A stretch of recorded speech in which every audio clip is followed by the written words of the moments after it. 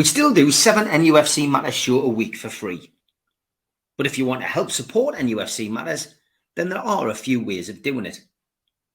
Hit the like button on each live broadcast and video. This helps the channel grow. Hit the subscribe button and select the all notifications bell so you don't miss a single show. If you want to help us financially, then you can join the channel using this button with the membership starting at $1.99 a month. Or you can drop us a donation in the chat using a super sticker. We're also looking for sponsors.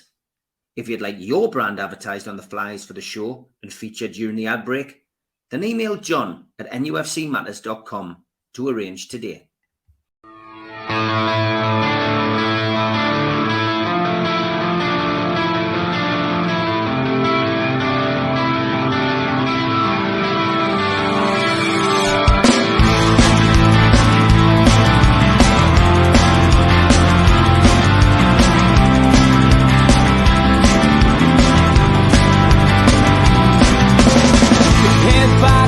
Critics attack. It feels like I've been talking to myself again. But it's the only way you're ever gonna learn. You look back and it's all in the past. I'm dwelling on the thoughts I cannot say to you. If I don't say the words, then maybe it's not true. And it feels alright when they come and say to you, you're the only thing that makes us all believe. And it feels alright where the worlds collide. Manipulation stands to make us break. What's that you said is coming over you? You wish it upon a star. You wish it on a star. You are, you are, you are. You fight back, it's an all-out attack. It feels like I've been taken on the world's machine. Because I want it more than anyone can dream. You look back and it's all in the past. You tell me how you live by all the things you do. Well, you can be yourself, but maybe I'm not you. And it feels alright when they come and say to you, you're the only thing that makes us all. Good evening, welcome along to NUFC Matters. There's a talk of the Toon with me and Sid and Rob, who will join us halfway through. Sid from Songs from the Attic 1977, give that a sub. And we will be talking a little bit of music halfway through the show. But how are you, Sid? You're in a different location today, busy working, but you've still managed to find the time to do the show. I'm fed up. I'm at my father-in-law's at the minute, hence the fact I've blocked up the Dave's Palace. Yeah, but good stuff. Thanks for making the time to do the show, though, mate. Great stuff, and I know the people who watch the show appreciate it. So that's great stuff.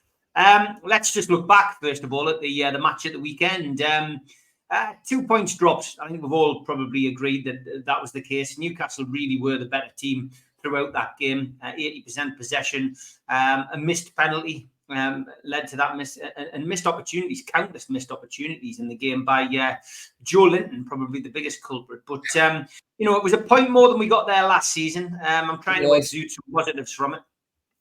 It was. I thought we played great. Sorry, that's a long story. I've got dust in my throat here and I'm struggling. All right.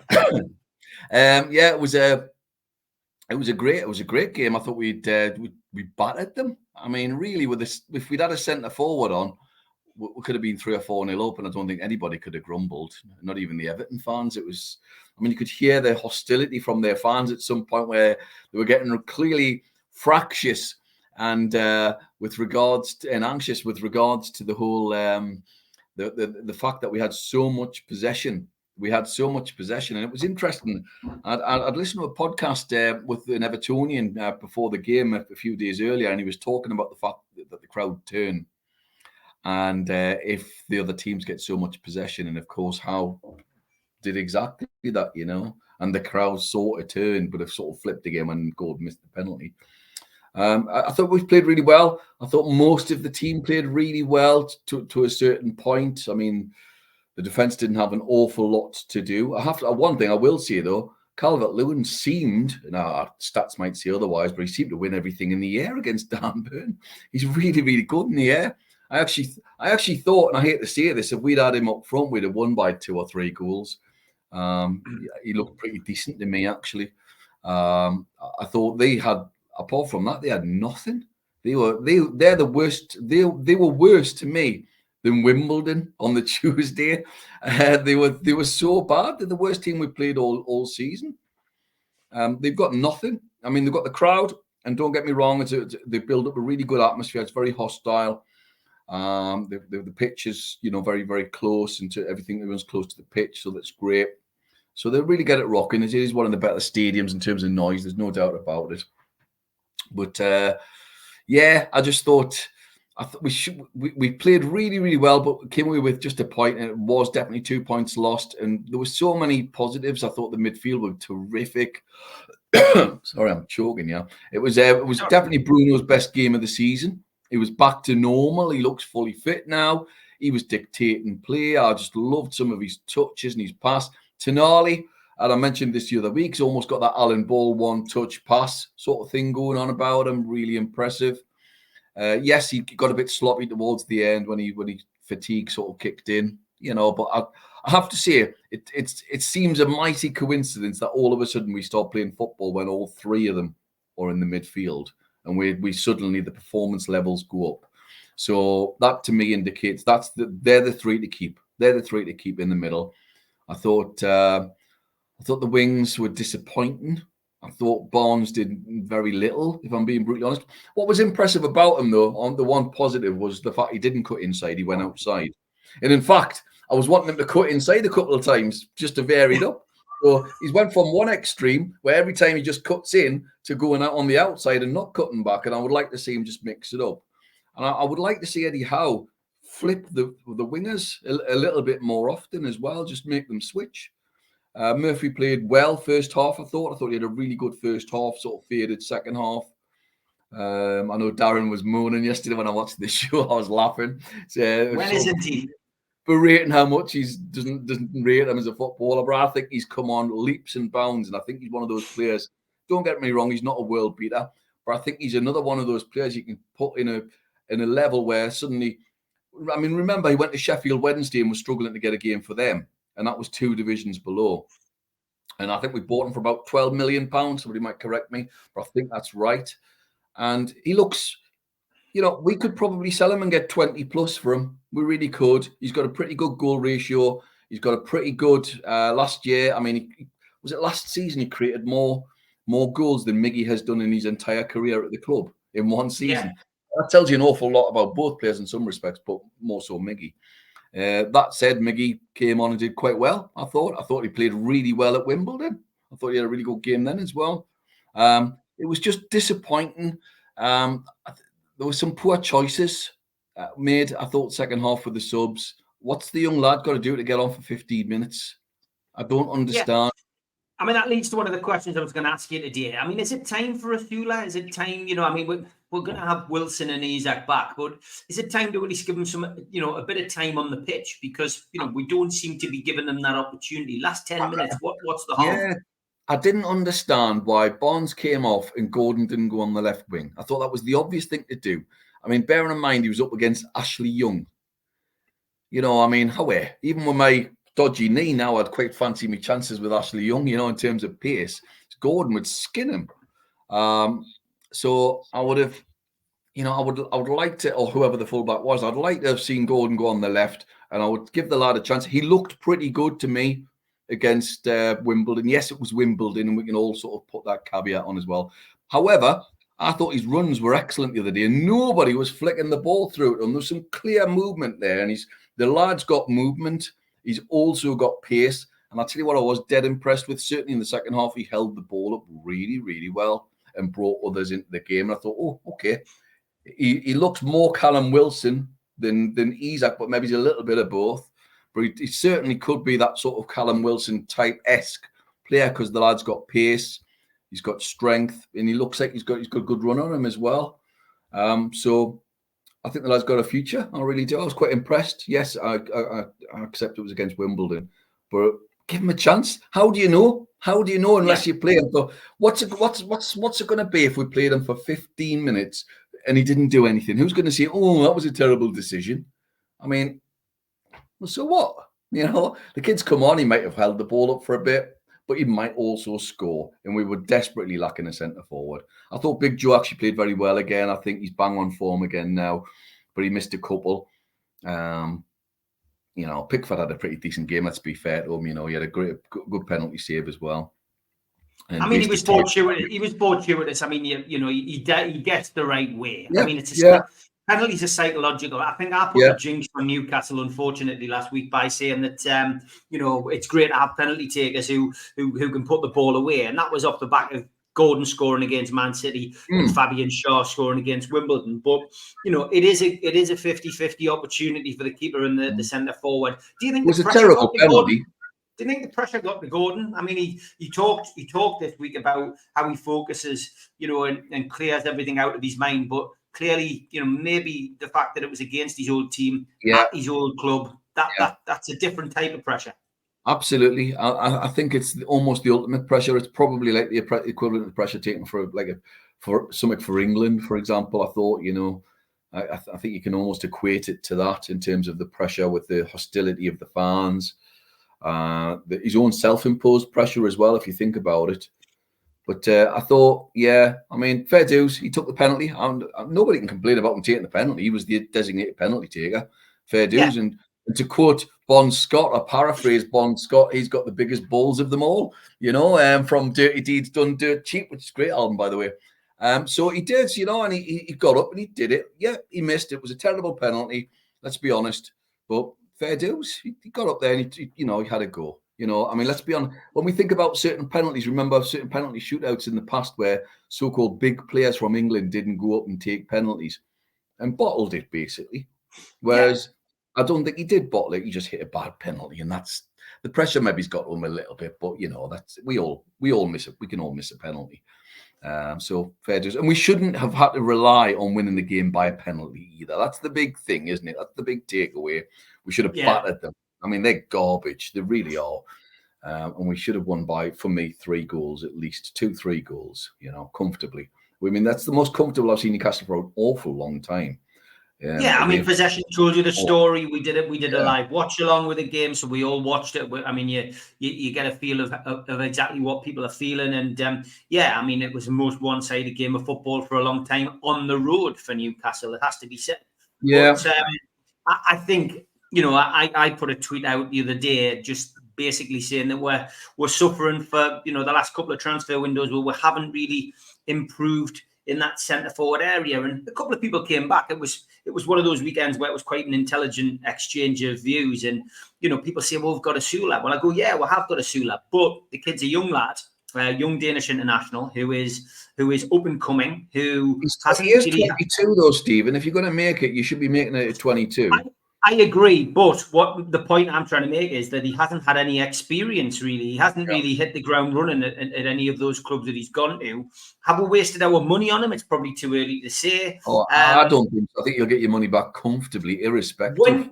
When you look at some of the players, what I'm saying is he ever going to be a first-choice regular for Newcastle? You'd have to say once Wilson and Isak come back, and it's a big if, to stay fit, is Usula going to get an opportunity to play for Newcastle United on a regular basis? I think the answer would be no, because Newcastle only play with one man up front.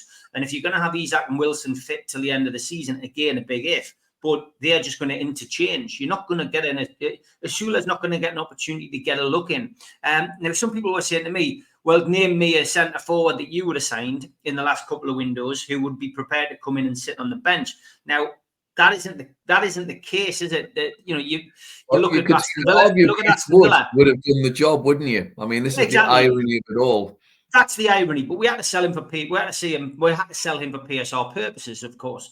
And that was something we had to do. It was somebody, that was a decision that was made by Newcastle, and I think they got it right, despite the fact that he's gone on to score, quite a few goals down at Forest. Well, he plays in a different system, and this is the point with Eddie Howe at the moment. He's got to look at the system, and when we're dominating a game like that, you know, if he wants to stick with 4-3-3, that's absolutely fine. And hey, who am I to tell him how to play football? But what I will, what I'm going to, I will say is, and I'm sure he is flexible, but why can't we sometimes go 2 up front? Or why can't we play 1 up front and 1 just slightly behind, you know? And because I said the other day we were missing a number 10. You know, that's somebody who can unpick a defence. And Wimbledon was the prime example. Wimbledon was a massive example of that the other day. We just needed somebody who could just slot a ball through and just pull them apart because of the low block thing. And we needed somebody like that again the other day. I felt we were just crying out for somebody who could just break through, do something a little bit different. I'm not convinced Joe Willock is the player who can do it, even though I like him very much. I'm not sure we've got anybody else in the team who could do that in terms of just playing the 10. I mean, ironically, again, Anderson could have played as a 10, but he's gone. There are players in the Premier League who can play as a 10. Gibbs White is the one I like very much, who can play that role. I know Maddison plays that role, although I'm not a huge fan.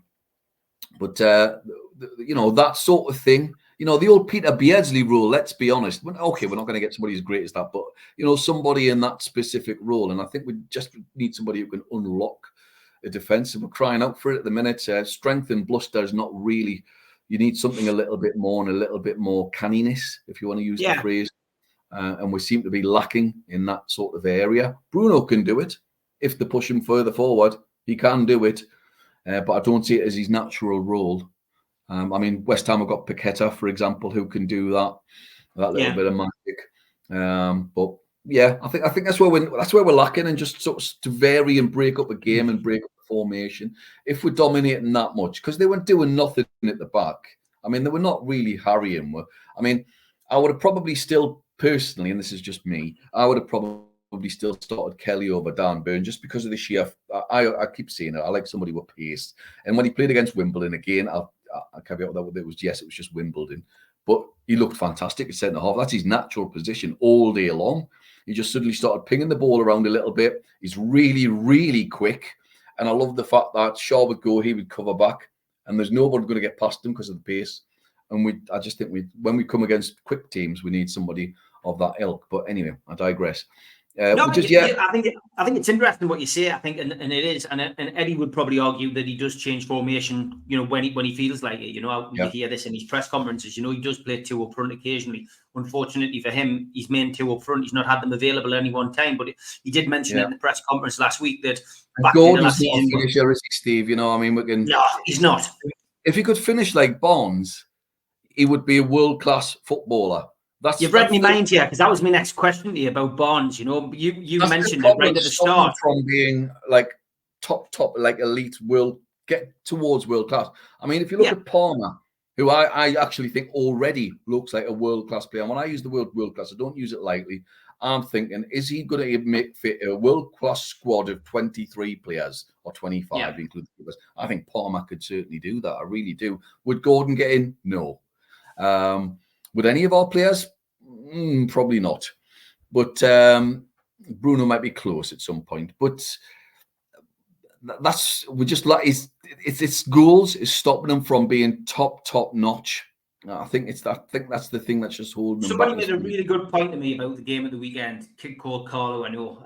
We have a chat usually once a week about Newcastle, and he was saying to me, he said, the thing that tells you that Gordon isn't a natural finisher, he says that ball that came in where he had a chance to head the ball at goal, and he chose to head it down for Joe Linton. Now, it looked great. It was a great, it was a great move. Ball whipped in, Gordon, bang, headed the ball down, and Joe Linton skied it. But any natural finisher would have had that header on target, past Pickford into the net. You know what I mean? And that's the difference, isn't it? He can't finish. It's not his first thought. And with Barnes, who you mentioned right at the start of the podcast today, my question to you is Barnes better as an impact player? I know with the injuries to Wilson and Isak, we've been forced into this kind of rejuggle of our forward men to try and find the best way forward for us at the moment. And at the moment, it solves an issue for Howe, because he doesn't have to pick Gordon or Barnes. But is Barnes a better impact player? Statistics would probably say he is. He tends not to play his best football when he starts. To coin a phrase, he's more David Fairclough than David Ginola, you know. Right. Yeah, And if we remember, yeah. for those of us a certain vintage, remember the super sub was David Fairclough. And it's not a great tag to have, let's be honest. If you're a footballer, you don't really want to be renowned as super sub. David Fairclough's probably still remembered as super sub in Liverpool, you know, and that was his role. He'd come on and he'd score or impact the game massively. And that's what Barnes seems to do.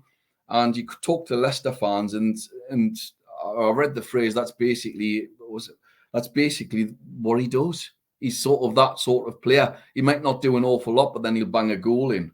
Yeah. You want to see a bit more from him. He's got the talent. There's no doubt about it. He's quick. He's not lightning, but he's quick. He's got skill. He's got a good cross on him, and he's got a great shot. He's a proper finisher. I mean, the other option, of course, is we could temporarily play him up front or play him as a 10. Again, he's the other option, maybe, who could possibly play there because his finishing is so good. But yeah, he's a strange one. He's an enigma, isn't he? Because is he? What is he? Is it because I don't think he contributes enough at the moment as an out-and-out left winger. But when he does come on, he looks fantastic. When the players are a bit tired, he's got a little bit of pace, and he's got, as I say, he's got a rocket of a shot, and he's really, really straight. He rarely misses the target. And we've seen him now. We've seen that finish. We all know the finish, that sort of push it sideways and then welly it with a little bit of bend onto the top corner, either one of the top corners. He's got that in him. But I don't see enough to justify him to start week in, week out. If we get a top-class right winger, for example, he would be on the bench, and I think he'd be a squad player. That's why I actually suspect he might not be here in a year's time, because he'll be understandably be wanting first-team football. And is he really going to be wanting to be sat around being known as super sub? Because that's basically what, let's be honest, that's what the tag he's getting at the moment. It's interesting because obviously you can draw the comparisons. Like we've got Duran at Aston Villa, haven't you? You know, who at the moment is, you know, he didn't score the weekend, of course, but he's had a great start to the season, he's been dubbed a bit of a super sub, hasn't he? Yeah, absolutely. It's very same. Yeah, I think the analogy is very clear there. Yeah, you can certainly put them both together. But it's just, I don't remember whether we've ever had a striker who does exactly that as either. You know, there's nobody jumping out of their mind. People's argument with me over the weekend was that no main striker is going to come to Newcastle to sit on the bench and play a third fiddle. But my argument back was that there is plenty obvious foursomes, if you like. We're not talking golf here. We're talking, players, who've gone along to Liverpool, for example, and, because they know that rotation is part of a successful team, that they've gone and they know they're going to get a chance. And injuries play their part, suspensions play their part, lack of form plays its part, and it's up to a good manager to be able to rotate them. But it is. Newcastle couldn't have three. I mean, Jonathan David was linked with Newcastle all the way through. I've seen that. All the way through the summer. Are you telling me that Jonathan David wouldn't look at the situation at Newcastle and go, okay, let's look at the stats here. Callum Wilson is injured, predominantly, half of the season. Whenever he's been at a club since Bournemouth, he seems to be, missing a lot of games. I've got a chance there. So that puts him number 2. And then he looks at Isak's record since he came to Newcastle, and Isak misses chunks of the season. So all anybody like Jonathan David would have to do is get a place in the team and score goals. I mean, it's competition. It's what it's all about. And you've got to have competition. Don't tell me we've signed a Sula whose record isn't very good. He's a young lad, but you've quite rightly pointed out, however, Steve is 21, nearly 22. Joe Allen's made the same point on the podcast over the last couple of weeks, how old he was when he broke into the first team football and etc. But could we not have signed a Jonathan David, and would he not have fancied it? I think he would have. I think he would have, Sid. Yeah, I think so. I know he's listed for. They're going to try and go for him at Christmas, aren't they, in January for the free transfer? I hope so. He's quick. He scores goals. Yes, it's the French league, but bloody hell, for now, and he looks good. He's got a good international record. He looks a player. I think there'll be a lot of teams in for him. I really do think there'll be a lot of teams in for him. But that's what it also offers as well, of course, though, is if they're all, on this rare occasion that they're all fit, well, it offers that alternative to vary the system as well. And you can play, for example, Isak is a 10. I mean, Isak, let's be honest, is he a 9? I don't think so. And I know we all get fixated on numbers and all that. He's a 9.5, isn't he? Maybe he's more 10 than he is a 9. Yeah. He's almost like that mix of, he's definitely more Thierry Henry, isn't he? But he's also got a bit of that Bergkamp thing going on about him. He's that sort of player. And he's going to, and for me, without a doubt, fully fit, he scores 30 goals a season if we supply the bullets to him. The guy is as cool as can be. He's like the Fonz on the pitch, but we've got to give him the ball. We've got to give him the ball, and we haven't been doing that. But do I see him as a 9? And when we think of 9s, we think of Soles, we think of Shearer, Cole, proper, those proper Supermac, those proper old-fashioned centre forwards. Cole less so, but the rest would barge through brick walls and knock you over and bustle you down. And he's not going to do that. He doesn't win anything in the air, and he's 6'3". And he the height he jumps, I don't think you get the chronicle under his feet. He's terrible in the air. But I want to, but he's got such skill and ability. So, yeah, so it does allow you to do that. David has got something a bit more about him. Asula, if he comes good, he can do that. He looks like he's pretty decent in the air. And I'm not writing Asula off because, the kids... He's definitely not. He's got a great under-21s record, Steve. So he's scored at every level he's played at. We've not just bought some kid because we think, we can get him for cheap. He looks like a prospect, and they'll have done their research properly. So I have big, high hopes from him, but I suspect, my personal view, I think we'll get a centre forward at Christmas, and I think he'll be loaned out. I think he'll be loaned out to a championship team.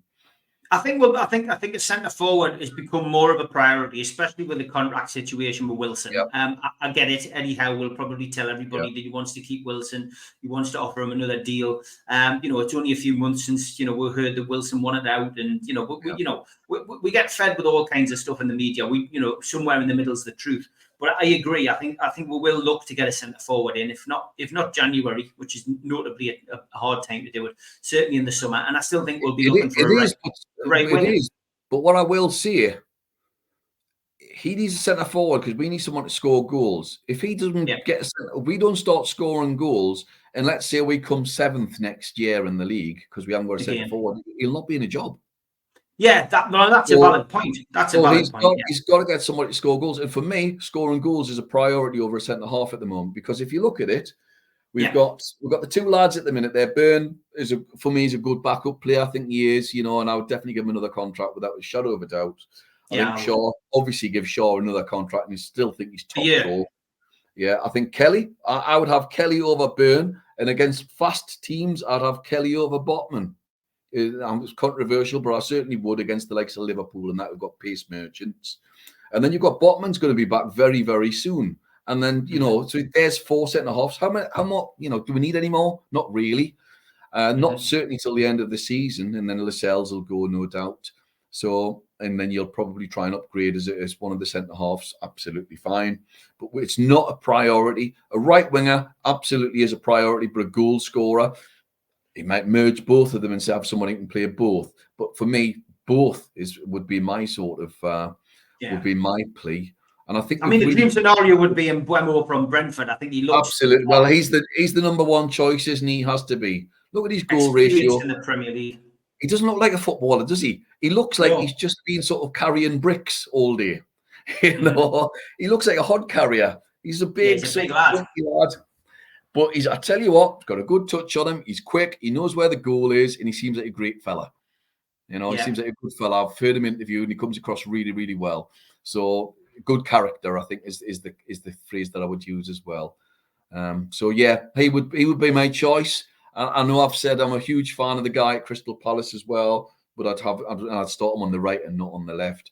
But there we have it. Okay. We'll have a quick ad break and then we'll bring in Rob for the music section. A big thanks to all our sponsors, Skips and Bins. You can find them at skipsandbins.com. Contact them, www.skipsandbins.com/contact. Say hello to low-cost waste disposal with pay-as-you-go and contract waste management. A big thanks to Mr. Vicky's Sauces, handmade in Cumbria. Their website, mrvickies.co.uk. Telephone 01768 210-102 or email info@mrvickies.co.uk. Thanks to our NUFC Matters fanzine sponsor, United Group Travel, Travel and Tourism Award winners 2024. There are no strangers on our tours, just friends you haven't met yet. All excursions included, 3-star plus quality hotels, no interchanges, a 2-crew driver and courier. It's a local family company, and you can find them at www.unitedgrouptravel.com or telephone 01670 632 460 or mobile 0791 666 4174. Big thanks to Media Arts for all the help with the technical side of things. And if you want to help support the channel, hit the subscribe button. We do 7 shows a week. Hit the thumb up under the video. That's the like button. It does help us grow. And click the share button. Help share to your social media. If you want to join the channel for as little as $1.99 a month, then hit the join button under this video today. We also help the food bank on this channel. Visit nufcfansfoodbank.co.uk. It takes you to the matchday bucket where you can donate some money virtually. Some events for your diary in aid of Dementia Matters. The Long Sands will be reforming and be supported by Lilac Lane and the Chris Norris Band at the Cluny in Newcastle on Saturday, January the 4th, 2025. Tickets are £15 pre-sale from newcastlelegends.com. An evening with Peter Beardsley takes place at the Tyneside Irish Centre on the 10th of January 2025. Tickets available from newcastlelegends.com or from Woucher. And an evening with the Entertainers takes place on the 24th of January 2025. Telephone the box office 0844 249 1000 or visit the website tynetheatreandoperahouse.uk. And the Magpie Lounge at Gateshead Leisure Centre is now open. 7 talk-ins for £99. Joe Allen will be hosting talk-ins with Lee Clark, John Anderson, Steve Howie, Darren Peacock, Supermac, Steve Watson, John Beresford, all between the dates of January and July. £99 for 7 talk-ins, newcastlelegends.com.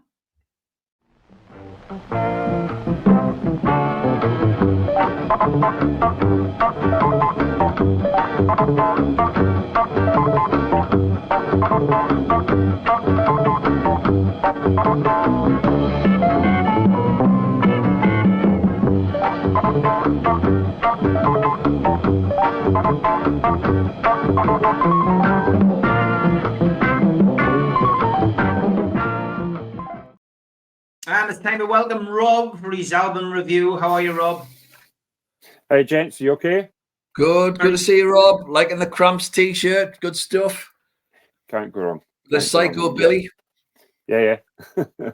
Good stuff. And here's the album that Rob won't be reviewing. Look out for the Cheetah, Bob Kuban, and the In-Men. So, I take it everybody's taking for granted they're pointing at the man. You see, I thought about that when I seen that cover, and I bet everybody is. You see? There you go. Okay. So this, there we go. Things you don't think of when you look at the album cover. Yeah. There you go. My old blues band were called the Cheetahs, by the way. So that's there you go. Story, but true. So what you bring this today, Rob? Well, this one is Sid's favourite album from this band. I jest. I jest. I know, Sid, you don't like that album at all. So this is Power Age. That is my favourite album, yeah. Yeah, well, it was one of those moments listening to it again. There was sort of like a little tear in my eye. But this was from Gary V, who always says hi in the comments to us. So yeah, he suggested this. So see, listening to this again, I used to sit, I would have been about 10, about 1980, I would sit in my living room and in my head I'd say, I'm going to go and have a concert now. And I would sit on the side of my bed, pretend I had a drum kit, pretend I was in a band, pretend I had drumsticks, and drum to this album. I'd do a full gig, as I'd call it, so A-side and B-side. So it just brought a lot of personal memories back for me, and I think this is the beauty of these reviews. It's old memories and that as well, so it's really good. So yeah, this is the 5th studio album obviously it's Bon Scott, Ronald Belford from Forfar, which the next place to me is Forfar, then Kirriemuir, and they have Bonfest at Kirriemuir. Why, I don't know. He lived there, but he was born in Forfar. I don't understand. I just pick somebody you lived in and then have a big statue of you. So this was an album that was in between Let There Be Rock and Highway to Hell. I think this did sort of get, not missed, but yes, Sid, you're saying the same. It's one of your favourite albums or the favourite AC/DC album for you, and I totally agree now. There's so much hidden gems in it, and I've not listened to this very early 80s. So it was brilliant. Yeah, there's one single on this anyway. It's called Rock and Roll Damnation. And this was the first studio album to feature Cliff Williams on bass. He obviously replaced Mark Evans. Yeah. So you got track one, Rock and Roll Damnation, classic again, outstanding song. I think this gets overlooked by Highway to Hell. It's straight up classic AC/DC, great riffs, great key changes going into the chorus. Love it. And you got Give Me a Bullet, I think. I'm not sure. I think this is the only AC/DC song without a guitar solo. But you got Malcolm's rhythm guitar and sublime. Cliff Williams' bass is sublime. It's just, you get a lot of people say every song's the same. It's not. There's a lot to it.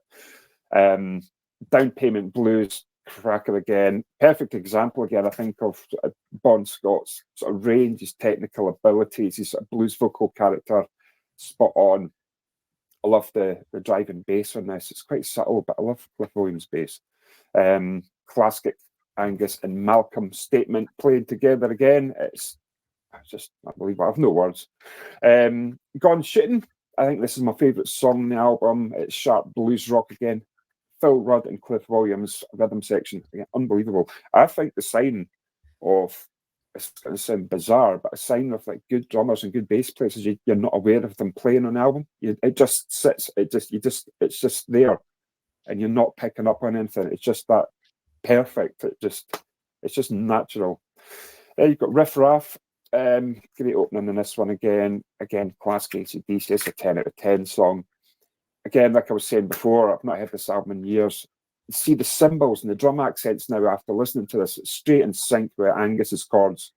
Just bang, bang, bang. Absolutely superb. You've got Sin City. It's quite a dark song. I'm not as keen as this song as other ones in the album. It's okay. It's okay. It's not a filler song. It's got a good place in the album. I got Up to My Neck in You. I don't know what that's about. Top Draw, sort of build-up song. I know, Sid. And sort of one of Angus Young's, I think, best solos he's ever done on this album. Listen to it again. I think this is a hidden gem. Really, really good song. Like I say, I've not listened to this for years now. I'm older. It's just picking up on things and you get that appreciation again. Then you got What's Next to the Moon. Again, a simple bass run, nice rack tom intro. Behind Angus again, you've got really snappy and sharp hard rock classic blues. The Cold Hearted Man.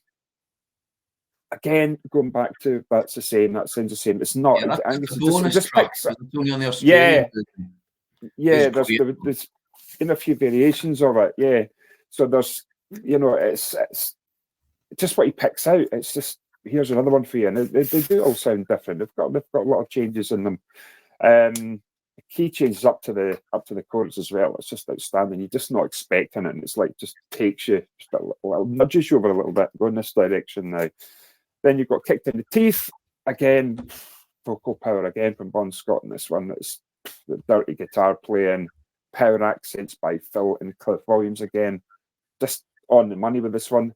So thank you very much for recommending this album for me to play. Like you see, I've got my albums at the back there again. I'd not listened to for years, and I think it's just a musical journey.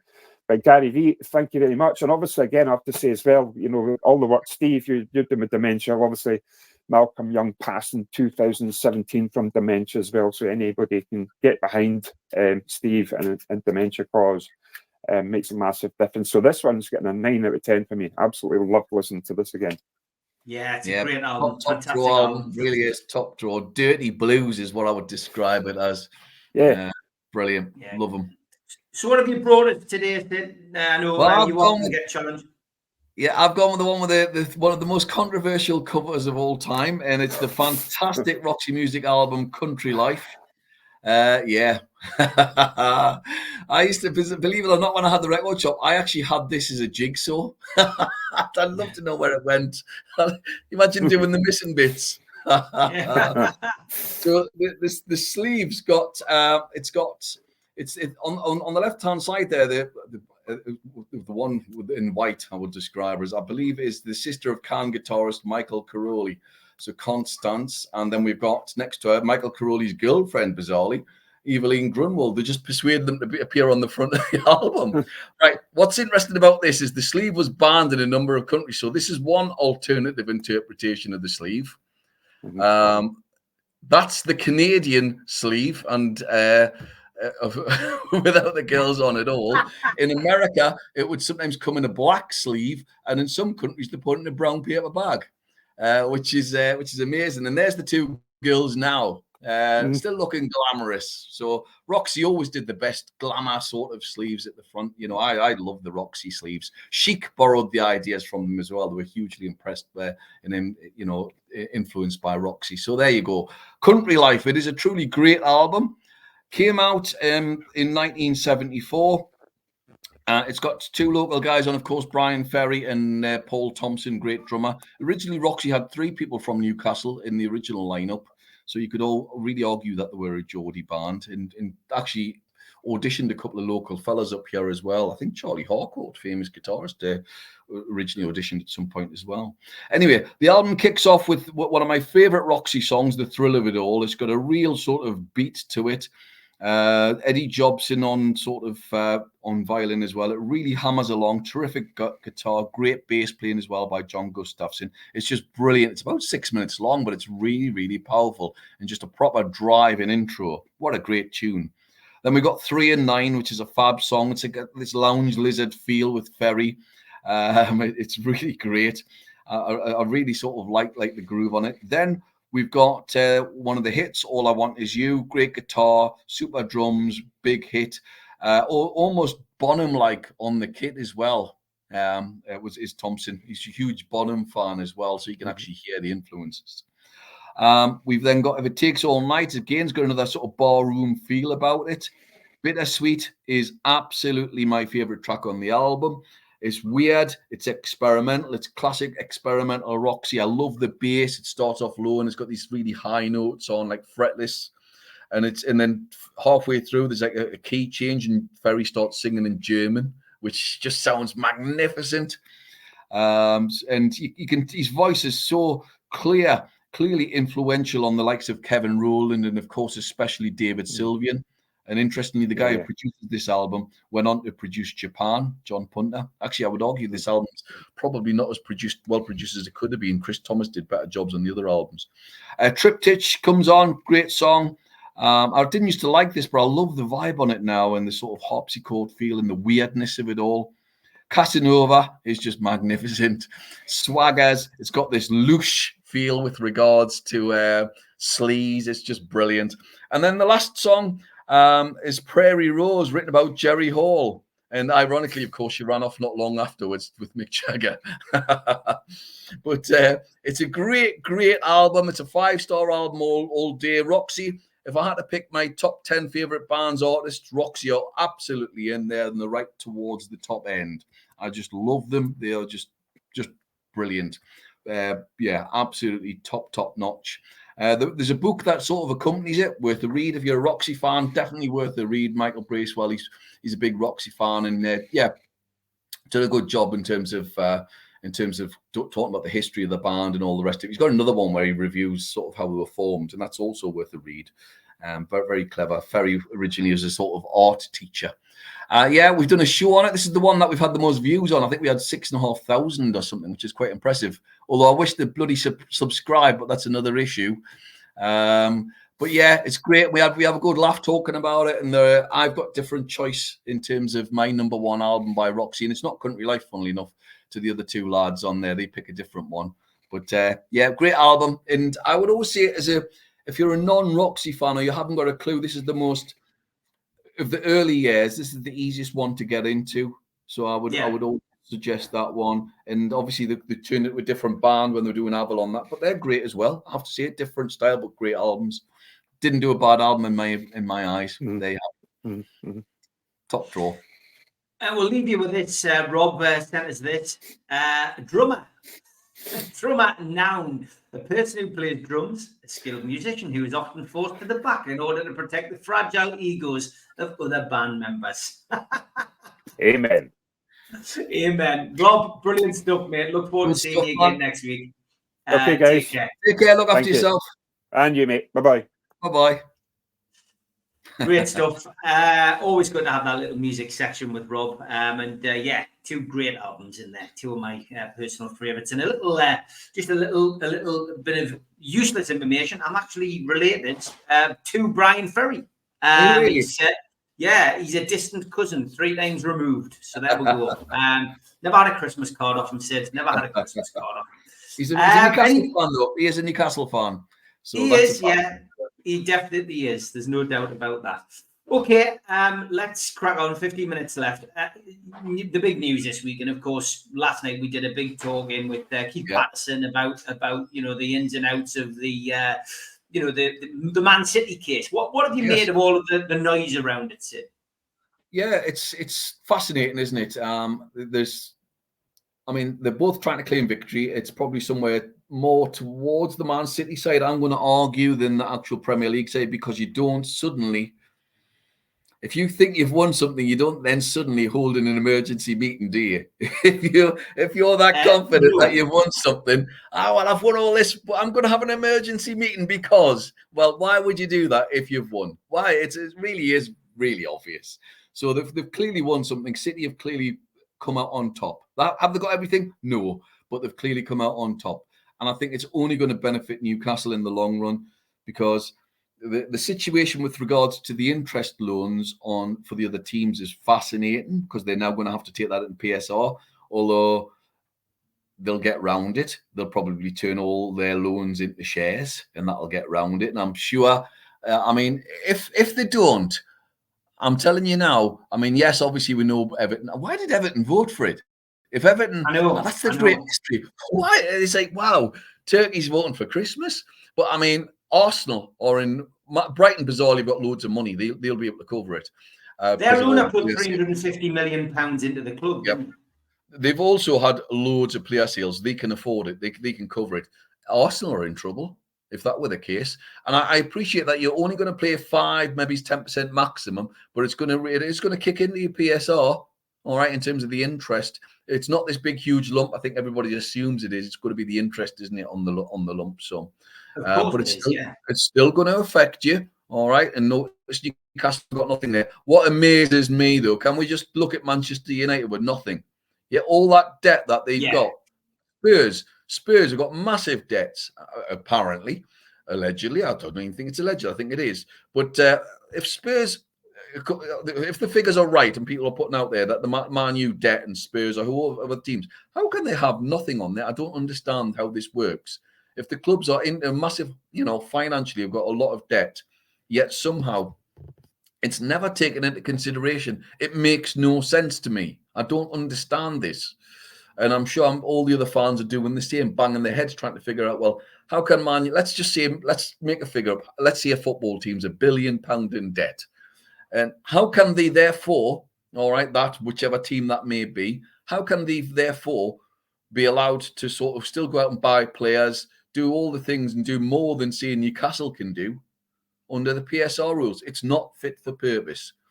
So Newcastle will win to a point. I think they'll be able to go out and do some sponsorship deals. Will they go out and suddenly go, we're going to call the East Stand the songs from the Attic Stand and charge and get be able to quote £40 million a season? Probably not. But you could arguably get £10 million a season or £5 million. And then all these little numbers will add up. And that's probably the way to go in. I think now is the time to start going in, though. I think they're sort of waiting for this. So I would like to see them. I don't know if they will. Who am I to tell them? But I would like, personally, my viewpoint, I'd like to see them go in and suddenly start getting some sponsorship money. And you look at the lads like Mitch and them who live over in the Middle East, and they tell you that, for example, Sellers' deal is undervalued. Now, I don't know that because I don't live in the Middle East and I don't know anything about it. But if they're over there and they're saying it's probably worth 3 or 4 times more than that, then we should really, those sort of regional aspects should be taken into account, and we should be given the worth that we're entitled to, the value that we feel that we're entitled to get, not what somebody who sits in the middle of London assumes the value is in the Middle East. Because how would they know? How would they know?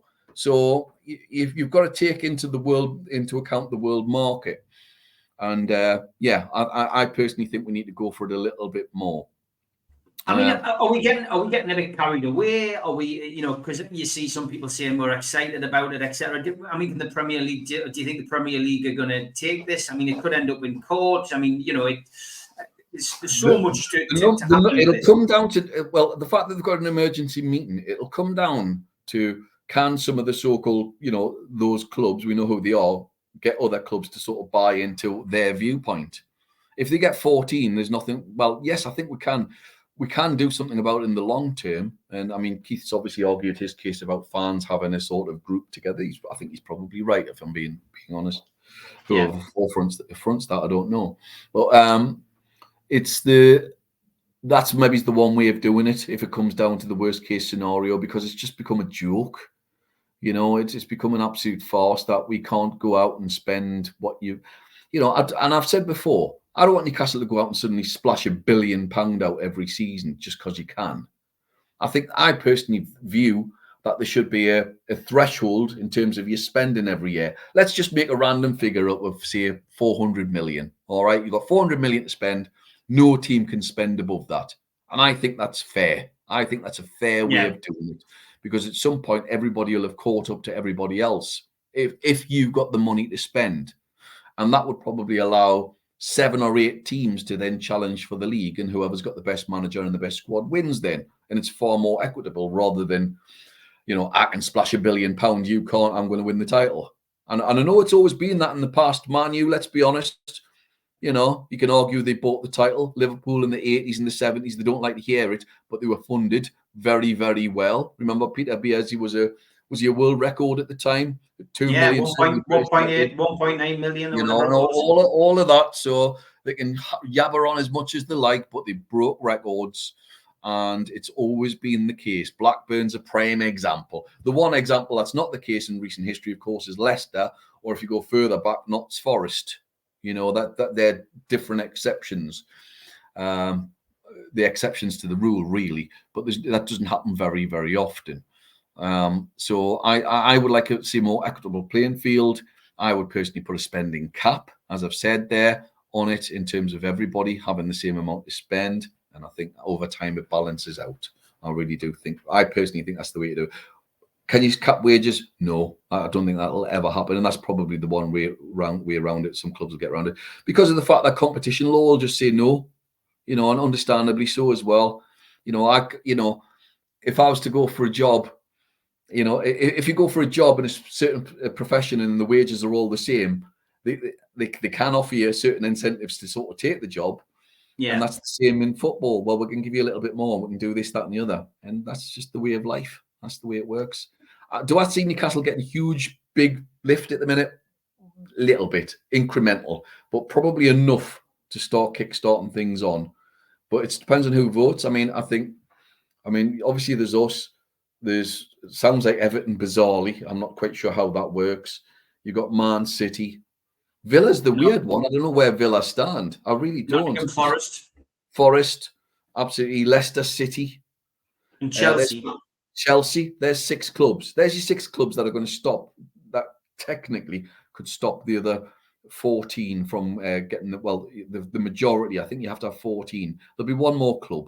I'm sure there'll be one more club. It's the likes of Crystal Palace and Brentford and all these that I don't understand. West Ham, for example. Why would West Ham vote for it? Why would I don't understand that. It's going to, the potential to stunt your growth. They've got great fans. I don't quite get it. I don't. It'll be interesting to see how it pans out over the course of the next few weeks. Certainly, we seem to be getting somewhere, but where we're getting to, only time will tell. Just before we finish, international break again. Where do you think we're at, Sid? After the latest round of games, obviously some slightly tougher fixtures coming up over the course of the Yeah, next. I had us as being a couple of points more than what we've got. So I'm disappointed, not really, because we're ahead on some games. Like we've got a point at Everton, which we didn't get last year.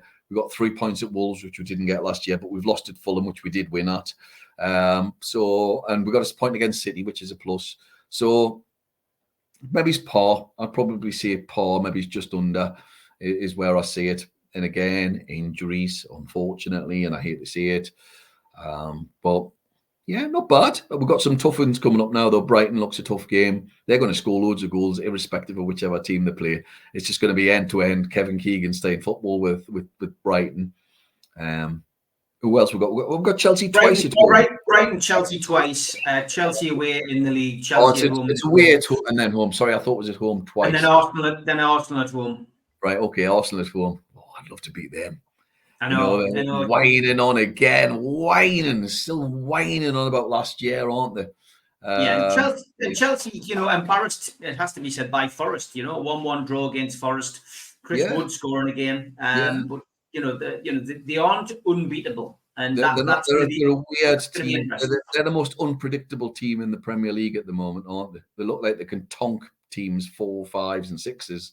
And then, as you say, they can 1-1. But they do have a bit of form. They're not getting beaten, are they? They're not, not getting beaten. They, for me, I mean, I think they're the other team who could qualify Champions League up against. Proverbial dark horse. Yeah. But so they should be, all the money. They should be, yeah. Plumbing out, But there you have it. Yeah. All right. Great show, as always. Thanks to Rob for joining us. Thanks to you, Sid. Songs from the Attic 1977 is Sid's channel. Go and subscribe if you're into your music. And Sid, I will catch up with you next week. Take care. Yeah, take care, man. Look after yourself. Bye-bye.